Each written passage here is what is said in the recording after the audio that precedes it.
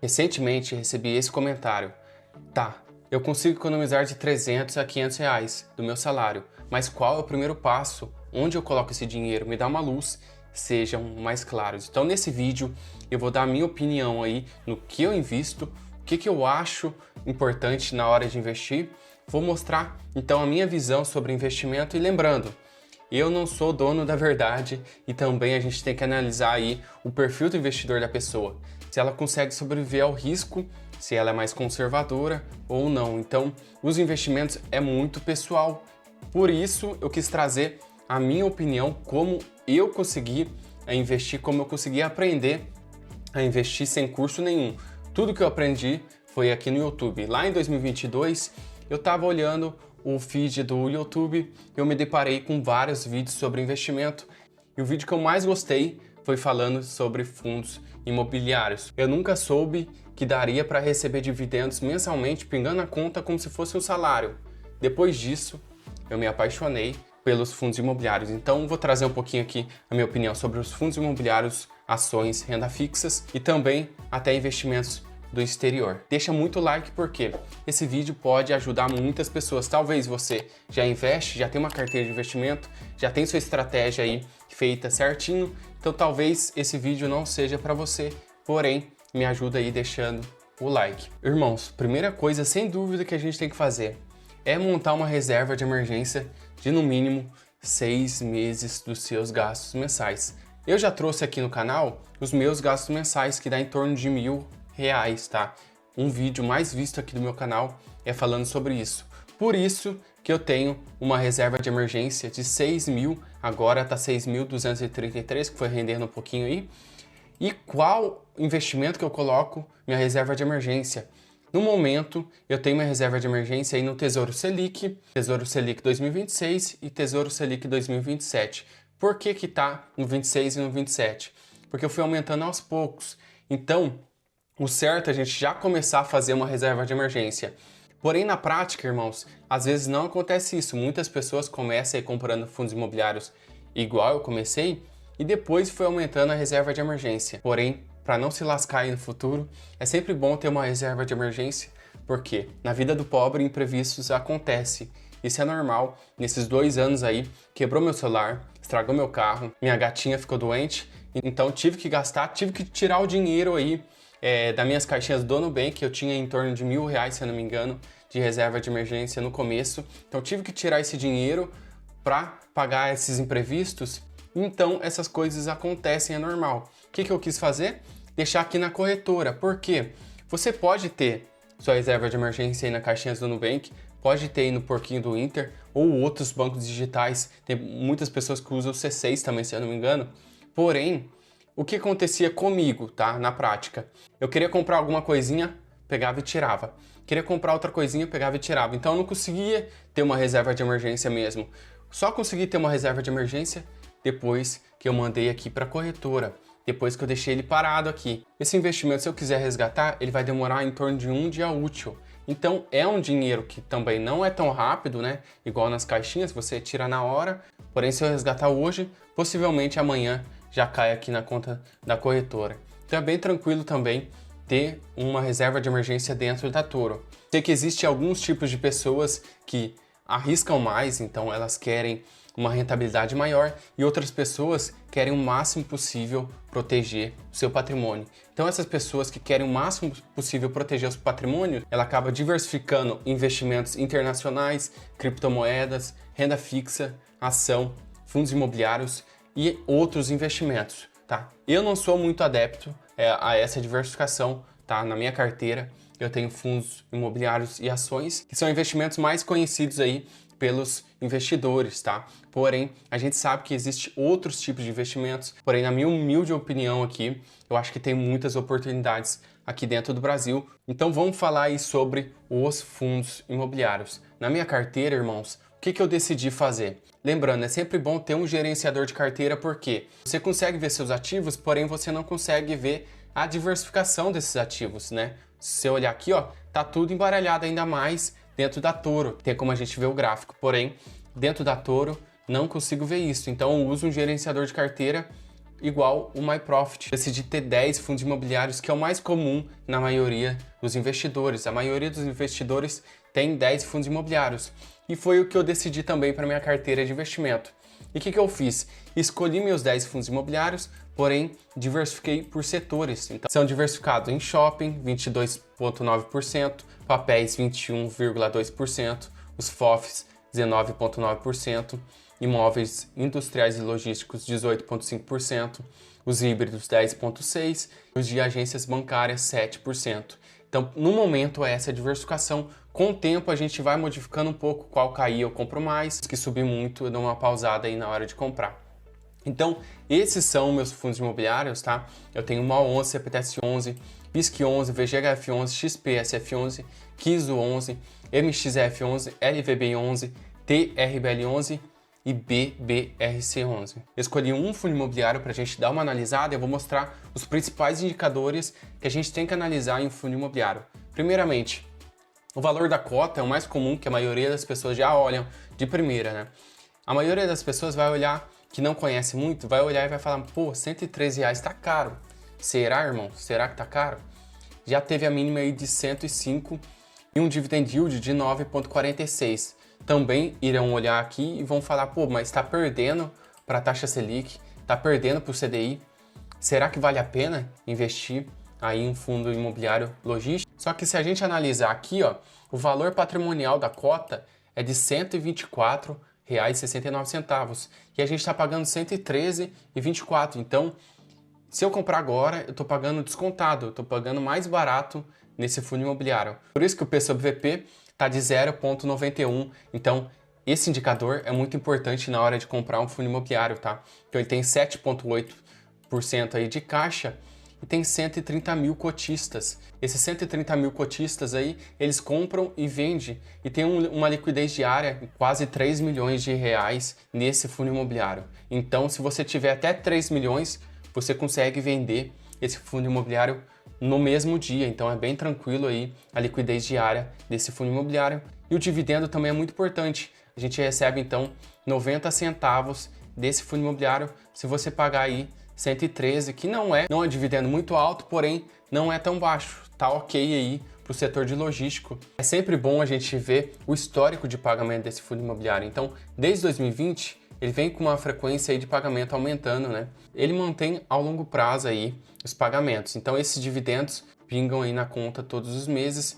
E outra coisa que é muito bom a gente analisar é o portfólio do fundo imobiliário. O portfólio do fundo imobiliário é muito importante. Então a gente vê aqui, ó, os vencimentos dos contratos, quantos meses esses contratos estão para vencer. Lembrando, ele pode ser renovado, então, porém é sempre bom a gente ver, não tem muito contrato que vai vencer há pouco tempo. Então é sempre bom a gente analisar isso. Os indexadores do contrato, IPCA, que é a inflação, e IGPM, que são dos imóveis, né? A outra classe de ativo que eu tenho na carteira são as ações. Primeiramente eu comecei investindo em fundos imobiliários e depois eu parti aí para as ações. Por quê? Os fundos imobiliários, eles não tendem a se corrigir pela inflação, a não ser aqueles imóveis, igual a gente acabou de ver aí, que é indexado com IPCA e IGPM, então ele vai se valorizar. Porém, a maioria dos fundos imobiliários não se valorizam com a inflação a longo prazo. Se a gente vê o histórico do MXRF11, o preço ele se mantém já há 10 anos, então perdeu o valor de compra. Então esse dividendo tem que ser reinvestido em outros ativos para a gente ter uma rentabilidade. Aí sim eu escolhi as ações. E aqui as ações, irmãos, é muito polêmico, porque tem pessoas que não são adeptas a ter tudo isso aqui de ações, tá? São 10 ações. Porém, tem uma pesquisa, eu vou ver se eu consigo achar aqui para vocês. A gente consegue ter uma boa rentabilidade, porém com uma margem de segurança razoável. Então, eu tenho uma boa diversificação aqui, com uma segurança boa, uma rentabilidade boa.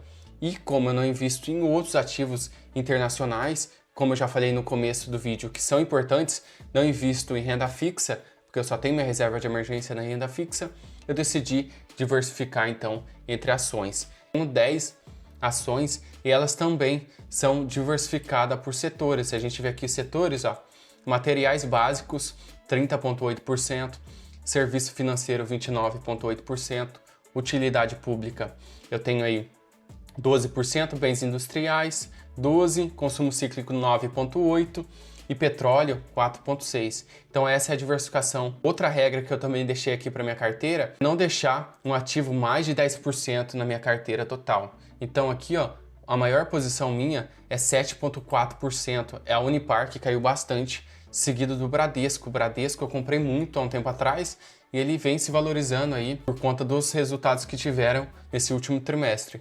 Então valorizou um pouco mais o Bradesco. Nunca eu posso deixar mais de 10%, porque aí eu diminuo o risco, deixo uma diversificação boa e vou comprando a longo prazo. A gente tem que entender que todo mundo erra, então não vai ser diferente comigo, não vai ser diferente com você, porém a gente tem que tentar diminuir o máximo possível dos erros. Então nem todas as ações aqui que eu tenho na carteira eu vou acertar a longo prazo.